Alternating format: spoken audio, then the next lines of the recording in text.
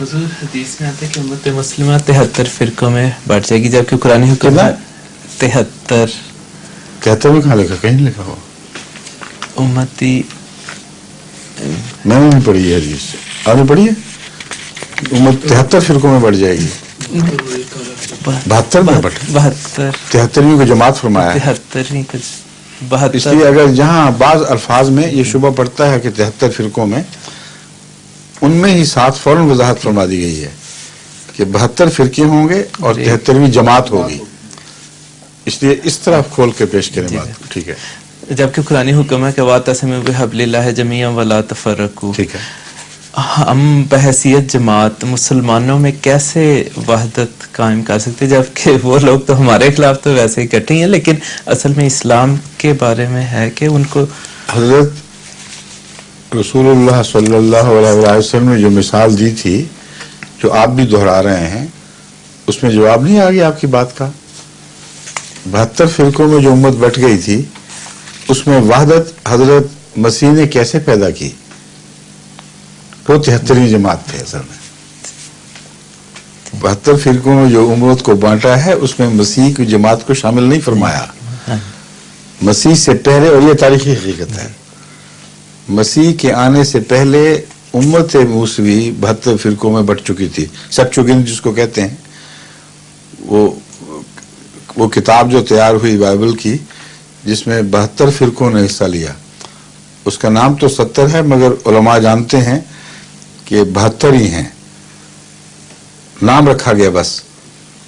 لیکن 12 قبیلوں میں سے ہر قبیلے کے 6 علماء کو ایجپٹ کے ایک بادشاہ نے اکٹھا بلوایا تاکہ بائبل کی ایک مستند کتاب تیار ہو جس پہ سب کو اتفاق ہو. یہ ایجپٹ کا بادشاہ وہ تھا جو دراصل یونانی تھا، اور ایک عرصے تک یونانی فرعون بھی ایجپٹ پہ حکمران رہے ہیں. ان کو گریک فیروز کہا جاتا ہے. یہ ان فیروز میں سے ایک تھا.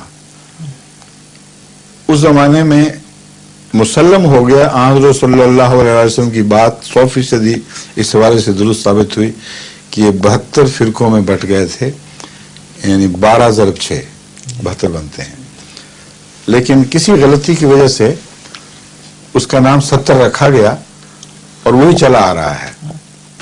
لیکن جہاں 70 کا ذکر ملتا ہے وہاں تقسیم میں 72 ہی بتاتے ہیں. ٹھیک ہے. یہ حضرت مسیح کے آنے سے بہت پہلے کی تقسیم ہے اور اسی طرح چلی گئی. اس تقسیم میں پھر فرق نہیں پڑا. طور پر فرقوں کے نام دوسرے رکھے گئے، مگر ان کی جو اندرونی تقسیم تھی، جس طرح یہ ان کے جتھے بن چکے تھے، وہ 72 ہی رہے. سمجھ گئے؟ مسیح کا تو ذکر ہی نہیں فرمایا رسول اللہ صلی اللہ علیہ وسلم نے. مسیح نے کیا کیا تھا؟ ان 72 کو اکٹھا کر کے رسی سے باندھ کے گرم کر کے تو نہیں کیا تھا. ان سب میں سے دعوت دے کر اپنی طرف بلانا شروع کیا، اور جو حضرت مسیح کی طرف آ گیا وہ ایک ہوتا چلا گیا.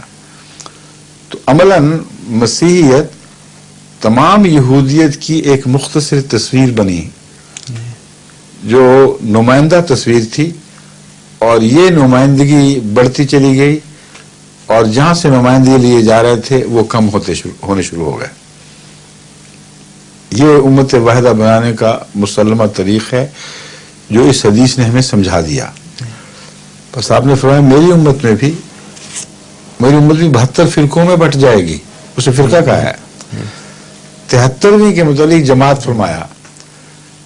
اب وہاں 73ویں جماعت کا ذکر نہیں ہے، لیکن مسیح کے ساتھ 73ویں جماعت منسوب ہوئی اور عملاً تاریخ کا ایک اٹوٹ حصہ بن چکی ہے.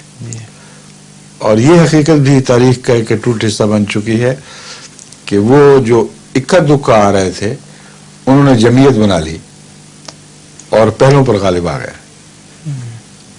جب تک وہ وحدت پر قائم رہے اس وقت تک وہ پاک باز تھے، خدا کے منظور نظر تھے.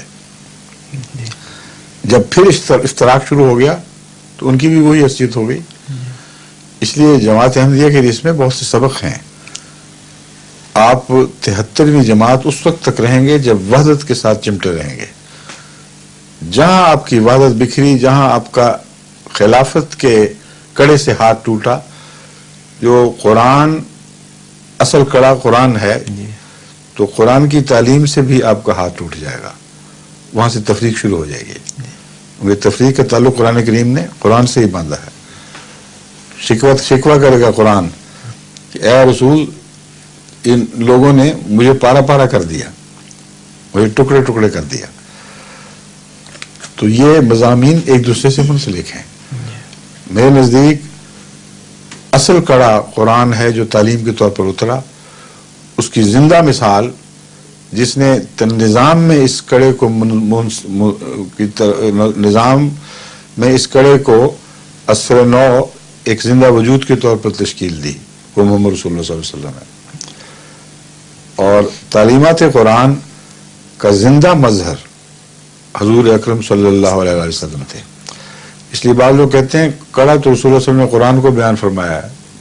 میں کہتا ہوں تم نہیں سمجھتے اس بات کو. قرآن کا کڑا ایسا نہیں ہے جس پہ براہ راست پنجہ مار سکے کوئی، کیونکہ لا یمسہ الا المطہرون، وہ محمد رسول اللہ کی وساطت سے ہی قرآن کڑے پر ہاتھ پڑتا ہے، اس کے بغیر پڑھ ہی نہیں سکتا. اور رسول اللہ صلی اللہ علیہ وسلم کے بعد خلافت راشدہ محمد رسول اللہ علیہ وسلم کی نمائندگی میں وہ کردار ادا کرتی ہے جو وحدت کو قائم رکھنے والا کردار ہے. اس لیے میں یہ تنظیمی نقطہ نگاہ کو سمجھا رہا ہوں، یہ کوئی فرضی باتیں نہیں، گہری حقیقتیں ہیں.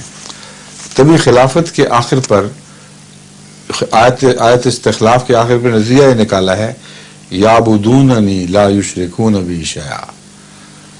ہم اس لیے خلافت کا وعدہ کر رہے ہیں تاکہ تم ہمیشہ میری ہی عبادت کرو، یا وہ ہمیشہ میری عبادت کریں اور میرے ساتھ کسی کو شریک نہ ٹھہرائیں.